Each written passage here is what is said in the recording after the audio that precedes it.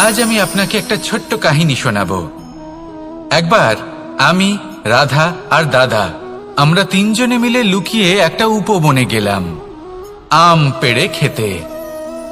অনেক পরিশ্রম করে আমরা ওখানে পৌঁছলাম আর আমরা আশ্চর্যচকিত হয়ে গেলাম এটা দেখে যে এবার তো আম পাকেইনি।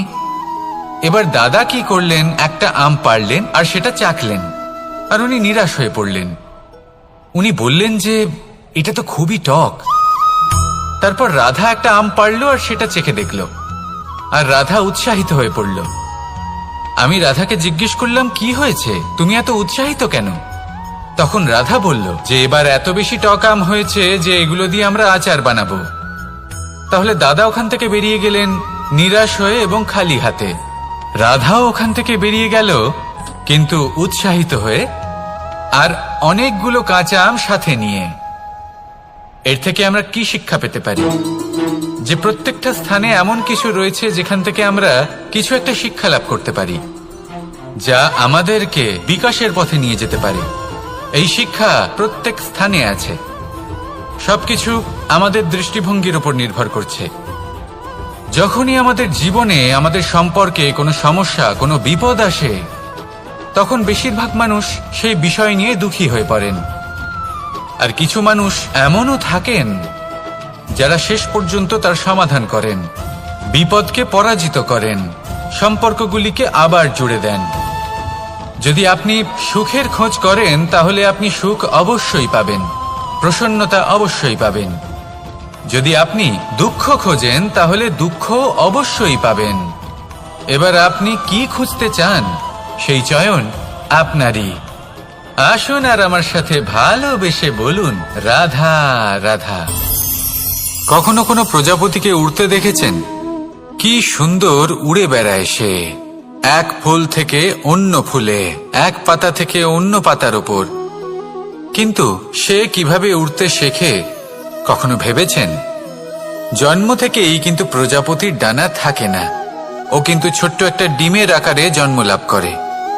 তারপর সেই ডিমটি ভেঙে একটি কীট বাইরে আসে। আস্তে আস্তে সে বড় হয়, ওর শক্তি বৃদ্ধি পায়। তারপর সে সেই কীট দশা ত্যাগ করে নিজের ডানাগুলি মেলে। এই প্রক্রিয়া তার কাছে সরল নয়, অত্যন্ত যন্ত্রণাদায়ক প্রক্রিয়া, কিন্তু সে সেই যন্ত্রণা মেনে নেয়। আর তারপর আস্তে আস্তে সে উড়তে শেখে। শুধুমাত্র আকাশে উড়ে বেড়ায় তা নয়, আমাদের মনের মাঝে উড়ে বেড়ায়। এবার এই ডিম থেকে প্রজাপতি হয়ে ওঠার যে যাত্রা, এটা যতটা কঠিন, ততটাই কঠিন হয় এই সংসারে শ্রেষ্ঠ কর্ম করা, ততটাই কঠিন হয় এই সংসারে মহান হয়ে ওঠা। সেই জন্য প্রয়োজনীয় প্রচেষ্টা এবং সময়। নিরন্তর প্রচেষ্টা করতে থাকুন, পর্যাপ্ত সময় নিন, এবং আপনি নিজেকে এই আকাশে উড়ন্ত অবস্থায় পাবেন। আসুন আমার সাথে ভালোবেসে বলুন, রাধা রাধা। ধন, সম্পদ, ঐশ্বর্য, মানুষ হয় নিজের সৌভাগ্যের দ্বারা এগুলো লাভ করে থাকেন বা কর্মের দ্বারা। সৌভাগ্য আসলে কি? গ্রহের দশা, যা প্রত্যেক মুহূর্তে বদলাতে থাকে। কর্মের মাধ্যমে যখন আপনি ধন অর্জন করেন, তখন সেই ধন আপনার আগামী প্রজন্ম লাভ করে। সেটা হয় সে ভোগ করে বা তার জন্য তার ভোগান্তি হয়।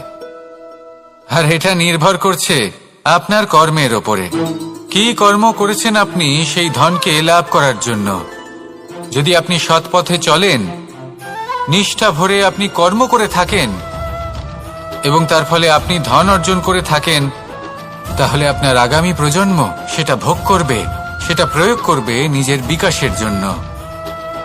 কিন্তু যদি আপনি কুকর্ম করে থাকেন, কোনো রকম ছলনা করে থাকেন এই ধন লাভ করার জন্য, তাহলে 100% আপনার আগামী প্রজন্মকে এর জন্য ভুগতেই হবে। তাহলে আপনি কি চাইবেন? যে আপনার আগামী প্রজন্ম সুখ ভোগ করবে, নাকি আপনার কুকর্মের পরিণাম ভোগ করবে? নির্বাচন আপনারই। আসুন আমার সাথে ভালোবেসে বলুন, রাধা রাধা। লোভ আপনার অন্তরের আরো একটা শত্রু। দেখতে গেলে এটা একটা শব্দ, একটা সংস্কৃত শব্দ, লব ধাতু থেকে উৎপন্ন হয়েছে। এর অর্থ কিছু লাভ করা। কিছু লাভ করা অনুচিত নয়, আরো কিছু লাভ করাও অনুচিত নয়, কিন্তু সব থেকে বেশি আমিই লাভ করব। আমি আরো চাই, আরো বেশি চাই, আরো বেশি পেতে চাই। এটাই হলো লোভ। আর এই লোভ যখন গ্রাস করে, তখন আপনি যা পেতে চান, সে ধনই হোক বা মানই হোক, তা অর্জন করার জন্য মানুষ যে কোনো স্তরে পৌঁছে যেতে পারে। যদি মানুষ ধন অর্জন করতে চান, তাহলে তার জন্য তারা অধর্মের পথেও চলতে পারেন। যদি সম্মান অর্জন করতে চান, তাহলে অন্য মানুষকে ছোটও করতে পারেন। শেষ পর্যন্ত আপনার এটা মনে হতে পারে যে যদি একটু অল্পই প্রাপ্ত করতাম, কিন্তু ভালোবেসে প্রাপ্ত করতাম, এই জীবন আরো অনেক বেশি সুখী হতো। লোভ আপনার জীবনে, আপনার মনে কখন যে প্রবেশ করবে সেটা আপনি জানতেও পারবেন না। তাই এটা চিনতে শিখুন, আর তৎক্ষণাৎ জীবন থেকে বাইরে ফেলে দিন। যা কিছু লাভ করতে চান তা ভালোবেসে লাভ করুন, আর সেই ভালোবাসার সাথেই বলুন রাধা রাধা। জীবনে ক্ষমা চাওয়া তাও কিছুটা সহজ, ক্ষমা করতে পারা অত্যন্ত কঠিন। ক্ষমা 2 অক্ষরের এই শব্দ হতে পারে, কিন্তু অত্যন্ত বড় এই শব্দ, অত্যন্ত গুরুত্বপূর্ণ এই শব্দ। কখনো কখনো অন্য কাউকে ক্ষমা করে দেওয়া তাও কিছুটা সহজ কাজ, কিন্তু নিজেকে ক্ষমা করতে পারা অত্যন্ত কঠিন হয়ে দাঁড়ায়। অতীতে যদি আমাদের এমন কোনো ভুল হয় যে কারণে আমরা নিজেকে ক্ষমা করতে পারি না, অনেক সময় এমন কিছু ভুল করে বসি যে বিষয় শুধু আমরাই জানি, কিন্তু আমরা নিজেকে ক্ষমাই করতে পারি না, আর আমাদের বিকাশ সেখানেই স্তব্ধ হয়ে যায়। কারণ যদি আপনি ক্ষমা করতে না শেখেন, নিজেকে ক্ষমা যদি না করতে পারেন, তাহলে তা আপনার জীবনের সব থেকে বড় বাধা হয়ে দাঁড়াবে। সেই জন্য জীবনে অবশ্যই শিখুন যে কিভাবে নিজেকে ক্ষমা করতে হয়, আর শিখুন যে আগের করা ভুল আবার কি করে না করা যেতে পারে। এই মন হালকা হবে আর প্রসন্ন হয়ে বলবে রাধা রাধা। এই সংসারে যখনই কোনো সমস্যা আসে, তখন আমরা আমাদের সব থেকে বড় সম্বলের কাছে আশ্রয় খুঁজি, তা হলো আমাদের বিশ্বাস। এবার প্রশ্ন হলো এটাই যে এই বিশ্বাস কার উপর করা যেতে পারে? পরিবারের ওপর, বন্ধুর ওপর, নাকি তাদের ওপর বিশ্বাস করা উচিত যাদেরকে আমরা কখনো সঙ্গ দিয়েছি? দেখুন, এই সংসারে বিপদের সম্মুখীন হলে কে আপনাকে সাহায্য করবে সেটা নির্বাচন করা আপনার হাতে নেই। সেটা সেই সকল ব্যক্তির উপর নির্ভরশীল যে তারা আপনাকে সাহায্য করবে নাকি করবে না। অর্থাৎ যখনই কোনো বিপদ আসে, সর্বপ্রথম তার সম্মুখীন আমাদের নিজেকেই হতে হয়, আর তার জন্য প্রস্তুত থাকা প্রয়োজনীয়। সেই শক্তি, সেই সাহস অর্জন করা প্রয়োজনীয়। দেখুন, যখনই অন্ধকার আসে, তখন সবার আগে কে আপনাকে ত্যাগ করে চলে যায়? আপনার নিজেরই ছায়া। এই অন্ধকারের সম্মুখীন হতে হয় অন্তরের প্রদীপের দ্বারা, অন্তরের আত্মা দ্বারা। তবেই আপনি অন্ধকারের ওপর জয়লাভ করতে পারবেন। সেই জন্য যে বিপদই আসুক না কেন, নিজেকে তার জন্য প্রস্তুত রাখা উচিত। সেই সাহস নিয়ে আসুন। এমন কোনো বিপদ নেই যা আপনাকে ভেঙে দিতে পারে। আসুন আমার সাথে ভালোবেসে বলুন রাধা রাধা। মানুষ সবসময় চায় যে তার জীবনে যেন কখনো কোনো সমস্যাই না আসে। সে চায় তার জীবন যেন শুধুমাত্র শান্তি এবং সুখের দ্বারা পূর্ণ থাকে। কিন্তু এই চাহিদা অনুচিত কিছু নয়। আমরা সবাই এটাই চাই যে জীবনে সুখ থাক, শান্তি থাক।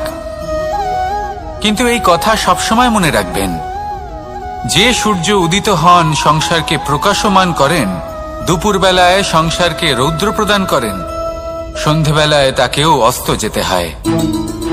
এবার আমাদের জীবন চক্র কিছুটা এরকমই।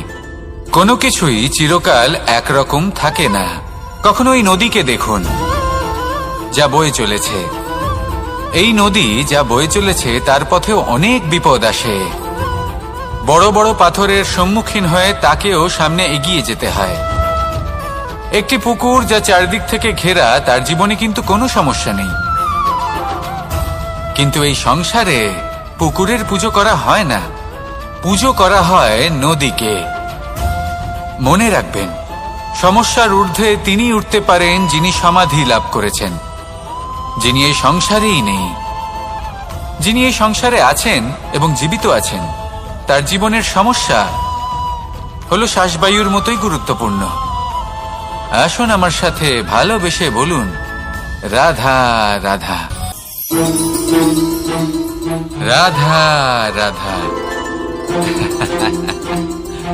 আপনারা হয়তো ভাবছেন কি আশ্চর্য ব্যাপার, প্রত্যেকবার আমি কথা শেষ হওয়ার পরে রাধা রাধা বলি।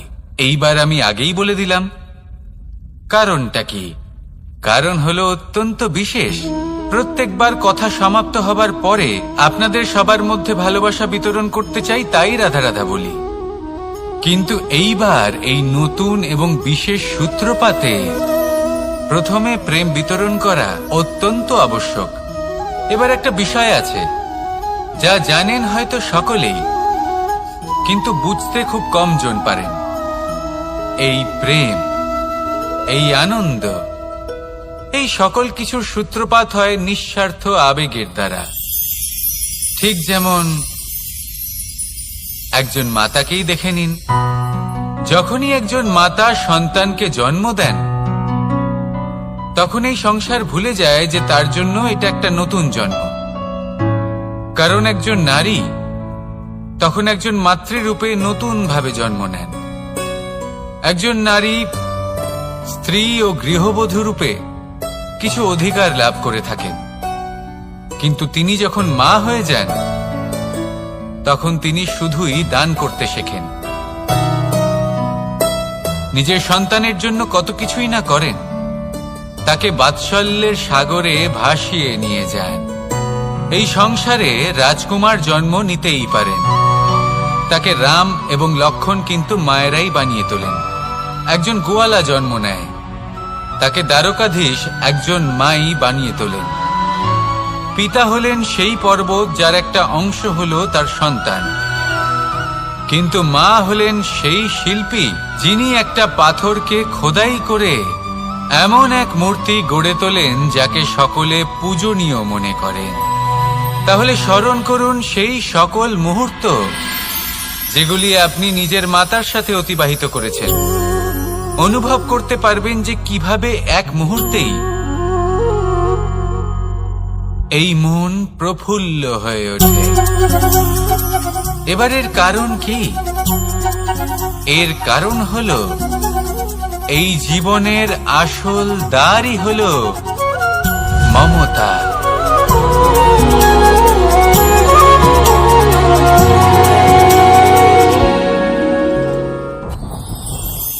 যত শক্তিশালী এই মন, তত শক্তিশালী এই শরীরও। এই যে আমাদের শরীর, এটা আসলে কি? এ হলো একটা রথের মতো। আর একটা রথ ততক্ষণ চলতে পারবে না যতক্ষণ না তাকে কোনো সারথি চালাবে। এই মন হলো শরীরের সারথি। এবার ভাবুন, যদি এই সারথি শক্তিহীন হয়, দুর্বল হয়, তাহলে এই রথের কি হবে? এটা উচিত পথে চলতে পারবে না, উচিত গতিতে চলতে পারবে না, মন মতো স্থানে এটা পৌঁছতেও পারবে না। সেই জন্য মনের শক্তি অত্যন্ত প্রয়োজনীয়। এবার মনের শক্তি আমরা কোথা থেকে লাভ করি? দৃঢ়তার শক্তি থেকে। এবার এই শক্তি আমরা কিভাবে বাড়াতে পারি? আমরা প্রতিদিন কিছু নতুন স্থির করি, কিছু ছোট কিছু বড়। আর যেই আমরা নতুন কিছু পূর্ণ করি, আমাদের মনের শক্তি বেড়ে যায়। আর যদি পূর্ণ না করতে পারি, মনের শক্তি কমে যায়। একটা দেওয়ালের মতো ছোট ছোট ছোট ছোট শিলা আমরা একটার পর একটা স্থাপন করে একটা দেওয়াল তৈরি করি। এতগুলো পাথর যখন একত্রিত হয়ে যায়, তখন এমন এক দেওয়াল তৈরি হয় যাকে ভাঙা প্রায় অসম্ভব হয়ে দাঁড়ায়। সেরকমই হয় মন এবং দৃঢ়তা। ছোট ছোট কাজ করে নিজের লক্ষ্য পূর্ণ করুন। এই লক্ষ্য যদি পূর্ণ হয়, তবে মনের শক্তি বাড়বে। কিছুটা এইভাবে যে যত বড়ই বিপদ আসুক না কেন, সেই বিপদ নিজে হার মেনে নেবে, কিন্তু আপনার মন ততটাই শক্তিশালী থাকবে। তাই মনের শক্তি বাড়াতে থাকুন, যাতে আপনি উচিত পথে চলতে পারেন, উচিত গতিতে চলেন আর মনোবাঞ্ছিত স্থানে পৌঁছতে পারেন। তবেই এই মন প্রসন্ন হয়ে বলবে, রাধা রাধা। আমি রাধাকে ভালোবাসি, আর এই কথাটা সমগ্র সংসার জানে। আর সময় অন্তরে লীলার দ্বারা, বিভিন্ন ঘটনা দ্বারা, কর্মের দ্বারা আমি নিজের এই ভালোবাসা রাধার সামনে প্রকাশ করি। এবার আপনি বলবেন, এসবের কি প্রয়োজন? রাধা কি এই কথা জানে না যে কৃষ্ণ তাকে কতটা ভালোবাসে? অবশ্যই জানে, কিন্তু এই যে ভালোবাসা, তা মনে রেখে দেওয়ার জন্য নয়, তা প্রকাশ করার জন্য। আর বারংবার এই ভালোবাসাকে প্রকাশ করা উচিত, উচিত সময় এবং উচিত সুযোগ দেখে। কিরকম? এবার যদি আপনি প্রেমীর সাথে কোনো উৎসবে থাকেন, তাহলে তার সাথে নৃত্য সঙ্গীত করুন। যদি ভিড়ের মাঝে থাকেন, তখন প্রেমীকে সম্মান করুন, একান্তে প্রসাধন করুন। দুঃখের সময় তার হাত ধরে থাকুন, সুখের সময় আলিঙ্গন করে রাখুন। এই প্রেম যত প্রকাশ করবেন, ততই এই প্রেমের বৃদ্ধি হবে। এই প্রেম আরো বেশি গভীর হবে, অটুট হবে। তাই এই প্রেমকে মনে নয়, আপনার জীবনে স্থান দিন। মন খুলে প্রকাশ করুন আর আমার সাথে ভালোবেসে বলুন, রাধা রাধা। মুঠো হাতের শক্তি বেশি, মুঠো খুললেই তা দুর্বল। তা এমন কি থাকা উচিত এই বন্ধ মুঠোয় যা লাখের সমান? মানসিকতা এবং স্বপ্ন। মানুষ জন্মগ্রহণ করে, তার মানসিকতা সময়ের সাথে উন্নত হয়। মানসিকতা অনুযায়ী সে স্বপ্ন দেখে, আর সেই স্বপ্ন সার্থক করতে সে পরিশ্রম করতে থাকে। কিন্তু খুব গুরুত্বপূর্ণ একটা কথা আছে যা আপনার মনে রাখা উচিত। আপনার এই মানসিকতা, আপনার এই স্বপ্ন, তা যেন আপনার নিয়ন্ত্রণে থাকে। আপনার বন্ধ মুঠোয় যেন এর লাগাম থাকে, আপনি যেন এর প্রভু হন। যদি তা হয়, তবেই আপনি লাভবান হবেন। যদি এরা আপনাকে নিয়ন্ত্রণ করতে থাকে, যদি আপনার মুঠো খুলে যায়, না পথ আপনার নিয়ন্ত্রণে থাকবে, না মানসিকতা থাকবে, না স্বপ্ন নিয়ন্ত্রণে থাকবে। আর যদি তাই হয়, তাহলে আপনি আপনার ভবিষ্যৎ নষ্ট করে ফেলবেন। তাই নিয়ন্ত্রণ করতে শিখুন নিজের বিচার বুদ্ধি, নিজের মানসিকতা, নিজের স্বপ্নকে। নিজের এই স্বপ্ন পূরণ করুন আর আমার সাথে ভালোবেসে বলুন, রাধা রাধা। আমার কাছে যশোদা মা যেমন, আমার কাছে দেবকী মা যেমন, আমার কাছে ঠিক তেমনই হলেন গোমাতা। এবার ভেবে দেখার বিষয় হলো এটা যে এই সংসারে অসংখ্য প্রাণী আছে। একজন গাইকে একজন মায়ের মর্যাদা কেন দেওয়া হয়? তাহলে এর অনেকগুলো কারণ আছে। এই গাই অর্থাৎ গোমাতা, এনারা হলেন অত্যন্ত শান্ত, শান্তি প্রিয়, কখনো কারোর কোনো ক্ষতি করতেই পারেন না। গোমাতা যে দুধ নিজের বাছুরকে পান করান, সেই দুধই আমাদেরও দেন। সেই দুধ পান করে আমরা শক্তি লাভ করি। এই দুধ থেকে আমরা মাখন, ঘি, পায়েস, এইসব সুস্বাদু খাবার লাভ করি। গোমাতার গোবর আমাদের জ্বালানি হিসেবে সাহায্য করে, যার ফলে খুব কম সংখ্যক কাঠ ব্যবহার করা যায় এবং বেশিরভাগ জঙ্গল সুরক্ষিত থাকে। গোমাতার গোমূত্র, সেটাও আমাদের কাছে লাভজনক। এর দ্বারা আমরা অনেক রোগ থেকে মুক্তি লাভ করতে পারি। গোমাতা যখন একটি বাছুরকে জন্ম দেন, তখন সেই বড় হয়ে আমাদের ক্ষেত কর্ষণ করে। সেই জন্য গাইকেও জীবনে মায়ের মর্যাদা দেবেন। যতটা সম্ভব তাকে সেবা করুন এবং ভালোবেসে তাকে পালন করুন। এই মন নিজে থেকেই প্রসন্ন হয়ে বলবে, রাধা রাধা। চলতে থাকা, থেমে যাওয়া, বিশ্রাম নেওয়া, তারপর দম নিয়ে পুনরায় দাঁড়িয়ে পড়া, আর তারপর আবার সেই পথ চলা। এটা জীবনের অভিন্ন এক অঙ্গ, এটার থেকে আপনি পালাতে পারবেন না। কিন্তু এই অঙ্গকে আপনি নিজের জীবনে কিভাবে প্রয়োগ করবেন, কিভাবে তাকে কাজে লাগাবেন, সেই সিদ্ধান্ত আপনাকে নিতে হবে। যারা হেরে যান তারাও জীবনে থমকে যান, আবার যারা জেতেন তারাও দাঁড়িয়ে পড়েন। যারা হেরে যান তারা হাঁপিয়ে দাঁড়িয়ে পড়েন, যারা জিতে যান তারা দাঁড়িয়ে পড়েন সেই সর্বোচ্চ স্তরে পৌঁছে গিয়ে। এবার দাঁড়াতে তো আপনাকে হবেই, তা হতেই হবে। কিন্তু কখন, কিভাবে দাঁড়াবেন, ক্লান্ত হয়ে নাকি সর্বোচ্চ স্তরে পৌঁছে গিয়ে, সেই সিদ্ধান্ত আপনার। অবশ্যই দাঁড়িয়ে পড়ুন, কিন্তু ক্লান্ত হয়ে নয়, কারণ আপনাকে পুনরায় দাঁড়িয়ে পড়তে হবে, পুনরায় যাত্রাপথে এগোতে হবে এবং সর্বোচ্চ স্তরে পৌঁছতেই হবে। রাধা রাধা। স্বপ্ন, আমরা জীবনে স্বপ্ন দেখতে থাকি, সেটা পূরণ করার পূর্ণ প্রয়াস করে থাকি, কিন্তু এই স্বপ্ন পূরণ না হওয়ার পরিস্থিতিতে আমরা ভেঙে পড়ি, ছিন্ন বিচ্ছিন্ন হই। আর তারপরই বোঝা আমরা আগামী প্রজন্মের ওপর রীতিমতো চাপিয়ে দিই। আমরা এটাই মনে করি যে আমরা যেটা হতে পারিনি সেটা আমাদের সন্তান অবশ্যই হবে। আমরা যা কখনো পাইনি আমাদের সন্তান অবশ্যই তা পাবে। এটা যে অনুচিত সেটা আমরা ভাবি না, কিন্তু এটা ভুল। আর এই ভুল আমরা সকলেই করে থাকি। সন্তান প্রকৃতি আর পরমাত্মার আশীর্বাদ, ওদের ভেতরে তাদের নিজের একটা অস্তিত্ব। রাধা রাধা। এই পুকুর দেখছেন আপনি, পুকুরের জল কখনো প্রবাহিত হয় না, একই স্থানে জমে থাকে, আর সেই কারণে কিছুদিন পর ময়লা হতে শুরু করে। কিন্তু তাও আমরা একে ত্যাগ করি না, আমরা তবুও একে পুজো করি।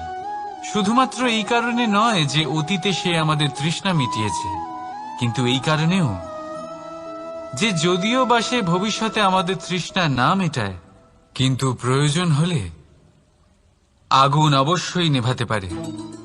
ঠিক সেই রকমই হয় আমাদের সম্পর্ক, সম্পর্ক যা আমরা বহু বছর পরিশ্রম করে তৈরি করি, যে দরকার পড়লে আমাদের সহায়ক হয় কোনো না কোনোভাবে।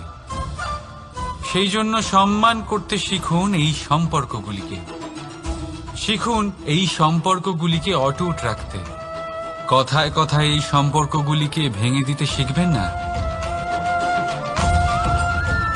রাধা রাধা।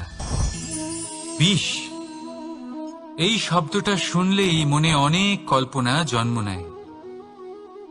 কল্পনা অসহ্যকর তিক্ততা, কল্পনা অত্যন্ত বেদনাদায়ক মৃত্যু। এবার যদি আপনাকে জিজ্ঞেস করা হয় যে সবচেয়ে বিষাক্ত বিষ কোনটা, তাহলে আপনি কি বলবেন? কেউ বলবে সর্পের বিষ, কেউ বলবে কাঁকড়া বিছের, কেউ বলবে কালকিউটের বিষ। কিন্তু না, এই সমস্ত রকম বিষ সেই বিষের সামনে টিকতে পারবে না যাকে আমরা বলে থাকি কানের মধ্যে ঢালা বিষ। শুনতে অত্যন্ত মিষ্টি, কিন্তু তিক্ততায় অত্যন্ত বিষাক্ত।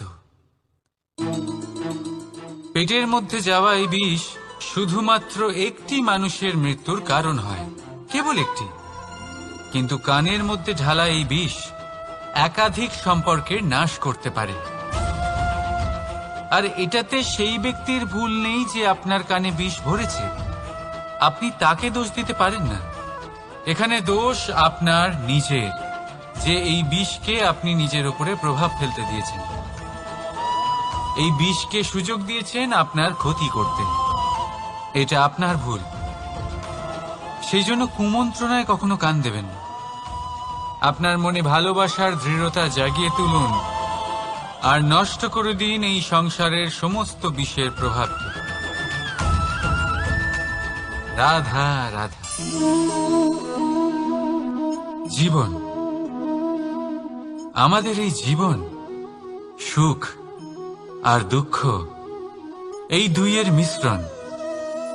এদের সংমিশ্রণই জীবনের ভারসাম্য বজায় রাখে। এখন এই সুখ, সুখ এমন এক বস্তু যাকে সবাই খুঁজে চলেছে। দুঃখ এমন এক অনুভূতি যা সবার কাছে আছে। আমাদের প্রত্যেকের জীবনে সুখ আর দুঃখ আসতে থাকবে আর যেতেও থাকবে। এটা অবশ্যই জীবনে থাকবে, কিন্তু সফলতা এটা সবার জীবনে আসে না। কেন? কারণ এই সফলতা সুখ আর দুঃখের দ্বারা প্রাপ্ত হয় না। সফলতা প্রাপ্ত হয় নিজের উপরে বিশ্বাস করতে থাকলে। আকাশের ওই সূর্যকে দেখুন, সূর্যের বিশ্বাস আছে নিজের উপর যে সে সমস্ত জগৎকে আলোকিত করতে পারবে, নিজের প্রথম রশ্মি দিয়ে অন্ধকারকে দূর করতে পারবে। সূর্য এই বিশ্বাস নিয়েই আসে, আর কিছুক্ষণের মধ্যেই সমস্ত সংসার থেকে অন্ধকারকে বিনাশ করে ফেলে সে। তাহলে মনে রাখবেন, এই সুখের আভাস, এই দুঃখের অনুভূতি আসতেও থাকবে আর যেতেও থাকবে। শুধু নিজের উপরে বিশ্বাস রাখুন, তারপর দেখবেন এই সফলতা আপনার দাস হয়ে থাকবে। রাধা রাধা। চাঁদ কত শ্রেয়, শুভ্র, কত সুন্দর, কিন্তু যদি আপনি মনোযোগ সহকারে দেখেন তাহলে দেখবেন এই চাঁদেও দাগ আছে। আর এই দাগগুলি থাকার কারণে কি এই চাঁদের মাহাত্ম্য কখনো কমে যায়? কখনো নয়।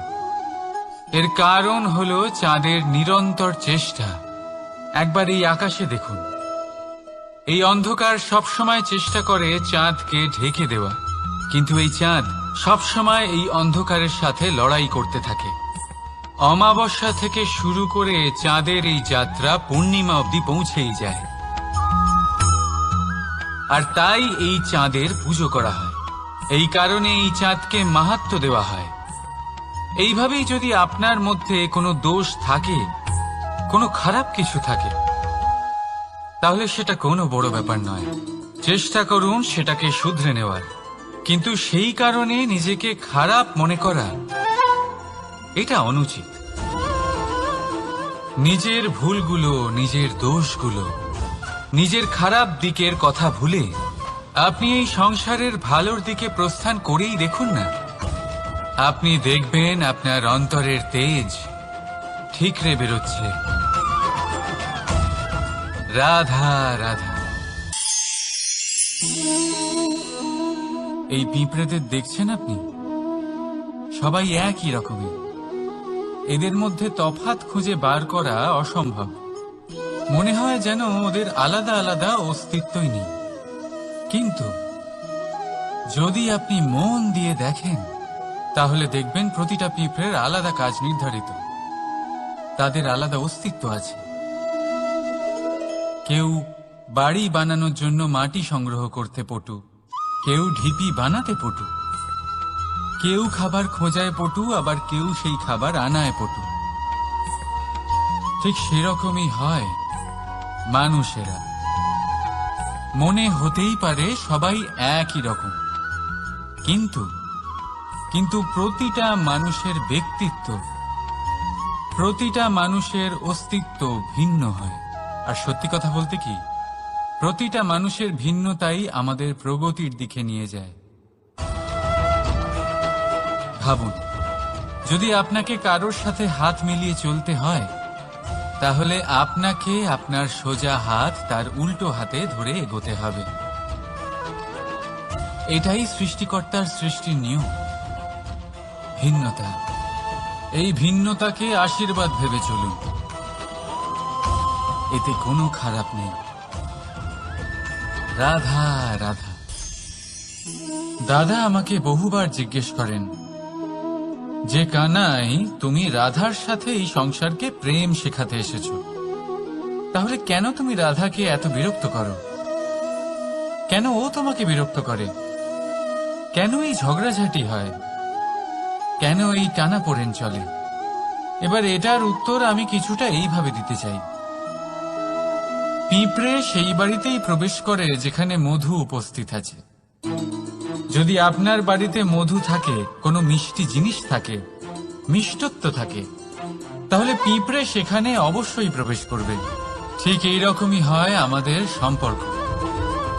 এর মধ্যে ছোটখাটো ঝগড়াঝাটি, টানাপোড়েন, রাগ করা, মন ভাঙানো, এই সব তো চলতেই থাকে, বিশেষ করে সেই সম্পর্কগুলিতে যেখানে মিষ্টত্ব আছে। মনে রাখবেন, যেই সম্পর্কে কোনো খুনসুটি নেই, রাগ করা, মান ভাঙানো নেই, কোনো ছোটখাটো ঝগড়াঝাঁটি নেই। সেই সম্পর্ক শুধুমাত্র মস্তিষ্ক দিয়ে পালন করা হচ্ছে, মন থেকে নয়। তাই মন থেকে ভালোবাসতে শিখুন। আর এই ছোটখাটো ঝগড়াঝাঁটির, এই অম্ল মধুর খুনসুটির আনন্দ উপভোগ করুন, কারণ এতেও ভালোবাসা আছে। রাধা রাধা। এই পুস্তক বড়ই কাজের জিনিস। কাহিনী হোক, কবিতা হোক, স্মৃতি হোক, এতে যাই লিখে দেবেন তা ভবিষ্যতের পুঁজি হয়ে যাবে। কিন্তু যদি কখনো এমন হয় যে এই পুস্তক ময়লা হয়ে যায়, বা যদি কোনো পাতায় আপনি ভুল করে কালি ফেলে দেন, বা কোনো বাক্য লিখতে গিয়ে আপনি ভুল করে ফেলেন, তাহলে আপনি কি করেন? সেই পুস্তক কি আপনি তুলে ফেলে দেন? না, তাই তো। শুধু একটা পাতা ছিঁড়ে ফেলেন, যাতে সেই পুস্তক সঠিক থাকে, সুন্দর হয়ে ওঠে। এই পুস্তকের মতোই হয় আমাদের সম্পর্ক। তার সেই এক পাতা, একটা ভুল। তাই যে কোনো সম্পর্কে যদি কারোর কোনো ভুল হয়ে গিয়ে থাকে, তাহলে সেই ভুলকে সম্পর্ক থেকে দূরে করা সঠিক হবে। সেই ভুলকে ভুলে যাওয়াই সঠিক হবে। সেই সম্পর্ক ভাঙা নয়, সেই সম্পর্ক সামলে রাখুন। কারণ ভুল তো সবার দ্বারা হয়। যদি এরকম করেন, তবেই জীবনরূপী পুস্তক আরো সুন্দর হয়ে উঠবে। একে অপরকে ক্ষমা করতে শিখুন। একে অপরের ভুলকে ভুলে যেতে শিখুন। তারপর দেখবেন এই জীবনে আরো আনন্দ আসবে, আর এই সম্পর্ক নিঃশ্বাস নিতে থাকবে। রাধা রাধা।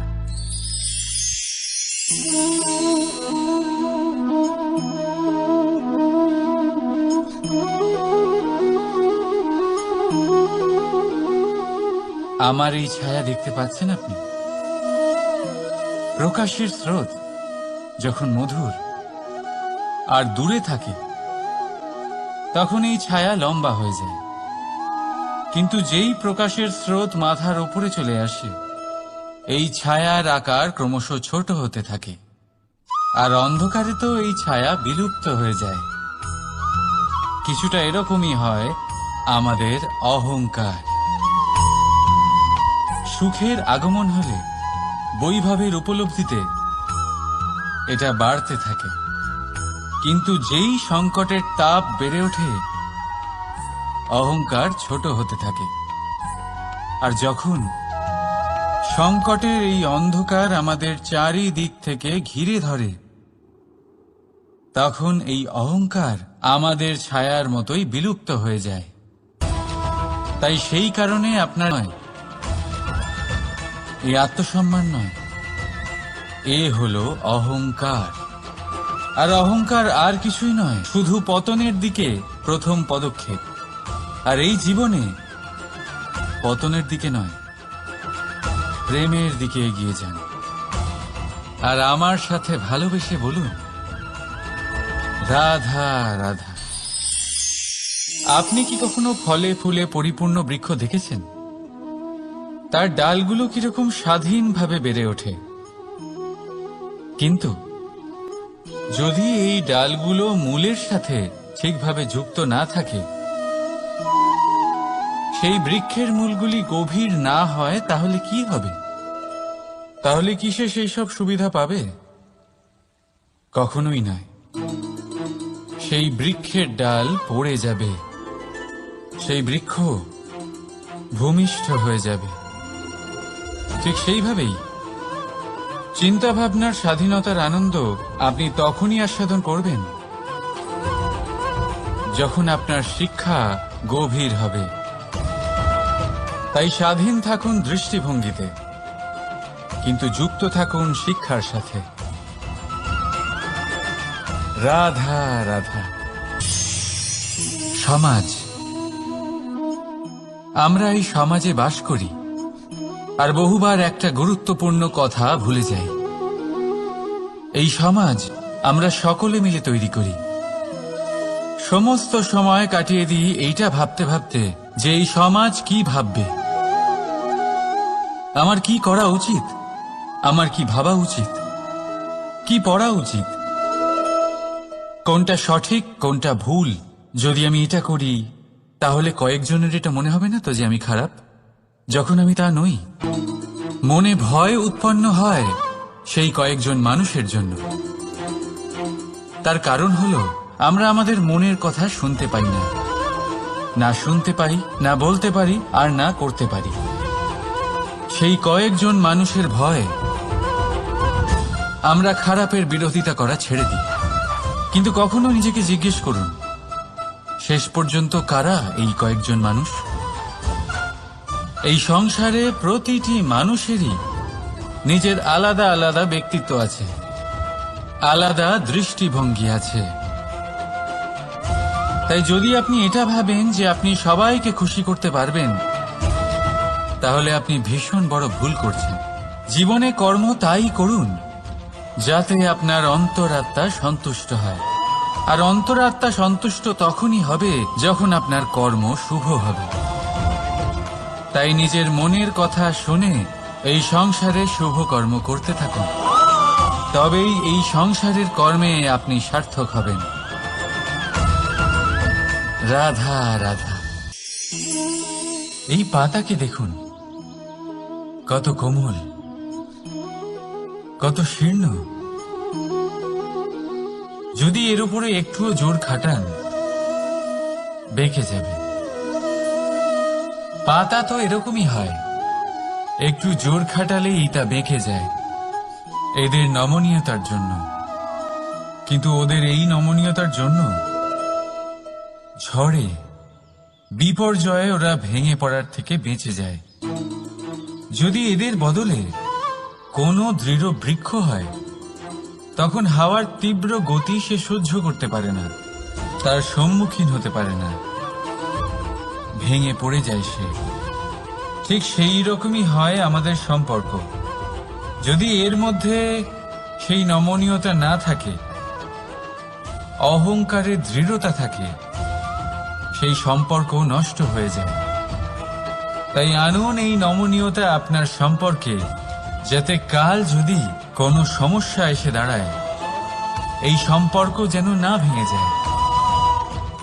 একবার ওই আকাশের দিকে তাকান, সূর্য চন্দ্রকে দেখে নত হয়ে যায়। আর আমরা তো সাধারণ মানুষ, তাই সম্পর্ক নিচু করবেন না, সম্পর্কের সামনে নত হতে শিখুন। রাধা রাধা। প্রেম, আমরা সকলে প্রেম করি, প্রেম পাওয়ার চেষ্টা করতে থাকি। আর এমনও অনেক মানুষ আছেন যারা প্রেম অর্জন করেও ফেলেন, কিন্তু সেখান থেকে শুরু হয় এক নতুন অধ্যায়ের। আচমকা দুই প্রেমীর কিছু অনুচিত বলে মনে হতে থাকে। আচমকা দুজনে নিজেদের অস্তিত্ব নিয়ে বিচলিত হতে থাকেন। এবার এমন হলে কি করা যেতে পারে? এই হলো চুন।